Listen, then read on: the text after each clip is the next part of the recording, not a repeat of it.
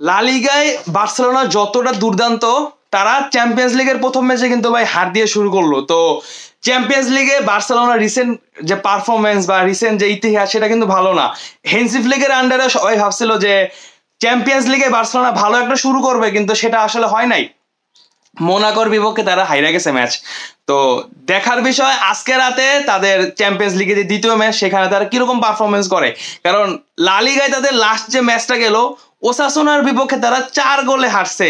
মানে লা লিগায় তারা যে দাপুটে পারফরমেন্স দেখাইছে, তারা যে দুর্দান্ত খেলতেছিল, সেইখান থেকে ভাই ওসাসুনার মতো একটা দলের বিপক্ষে 4-2 গোলের হার, এইটা আসলে বার্সেলোনা ফ্যানদের জন্য শক একটা নিউজ ছিল যে আমরা ওসাসুনার কাছে 4-2 গোলে হাইরা গেছি, মানে এক হালি গোল খাইছি, তাও আবার ওসাসুনার বিপক্ষে। এই জিনিসটা আসলে বার্সেলোনার জন্য খুব বাজে একটা রেকর্ড হয়েছে যে তারা লা লিগায় এত সুন্দর একটা রান করছিল, চ্যাম্পিয়ন্স লিগে হার ঠিক আছে, বাট লা লিগায় তারা top of the table still. But ওসাসুনার বিপক্ষে তাদের যে 4-2 গোলের হার, তাদের নিয়মিত গোলকিপার স্টেগানো নাই, এর বদলি হিসাবে যে খেললো সে 4টা গোল খাইলো। আজকের ম্যাচে হয়তো বার্সেলোনা নতুন গোলকিপার খেলতেও পারে, কিন্তু সেজনি আজকে আসার পরে যে খেলা শুরু করবে সেটাও বলা যাচ্ছে না।